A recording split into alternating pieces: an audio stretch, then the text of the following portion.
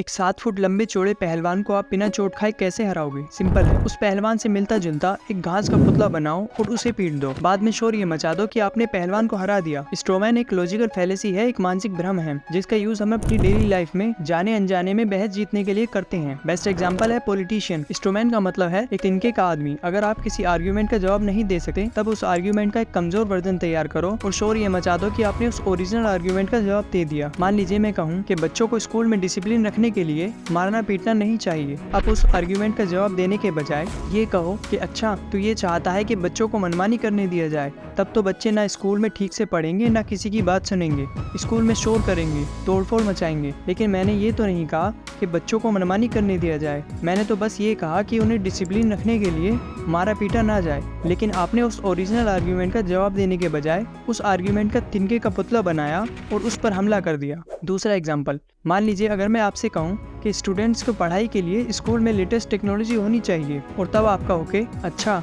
तो ये चाहता है कि सरकार सेफ्टी पर पैसा ना लगाए, डिफेंस पर पैसा ना लगाए, फौज को भूलकर सारे पैसे स्टूडेंट्स की आशिकी करने के लिए दे दिए जाएं। मैंने तो ऐसा नहीं कहा, मैंने तो सिर्फ ये कहा कि स्टूडेंट्स के पास लेटेस्ट टेक्नोलॉजी होनी चाहिए। आपने उस आर्ग्यूमेंट का जवाब देने के बजाय उसका एक स्ट्रोमैन बनाया और उस पर हमला कर दिया। 3 इडियट में एक सीन है बेंच फोटो सेशन का, जिसमें रेंचो प्रोफेसर को सजेशन देता है कि स्टूडेंट्स का रिजल्ट नोटिस बोर्ड पर नहीं चिपकाया जाए। दूसरों की कमियां, दूसरों की खूबियां हम क्यों सबके सामने लाएं? लेकिन प्रोफेसर जवाब देने के बजाय स्ट्रोमैन फैलेसी का यूज करता है और कहता है कि बेसिकली तुम ये कह रहे हो कि मैं 1 बाय 1 सबके रूम में जाऊं और सबके कान में रिजल्ट बोलूं।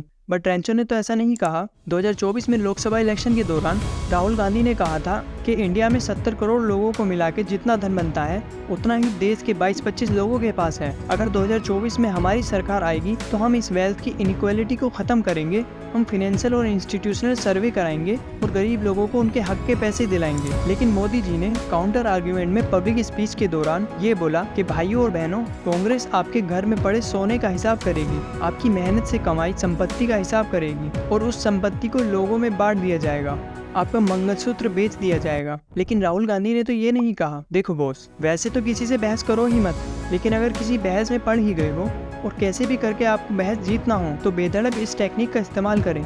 यूएस प्रेसिडेंशियल इलेक्शन से लेकर मुंबई के धारावी तक इसी टेक्निक का इस्तेमाल किया जाता है। बड़ी इफेक्टिव टेक्निक है और जब कोई दूसरा इस टेक्निक का इस्तेमाल करे तो कह देना कि बेटा ये सब नाटक बंद कर दे। जिस स्कूल में तूने ये सब सीखा है ना, उसका हेडमास्टर आज भी मुझसे ट्यूशन लेता है।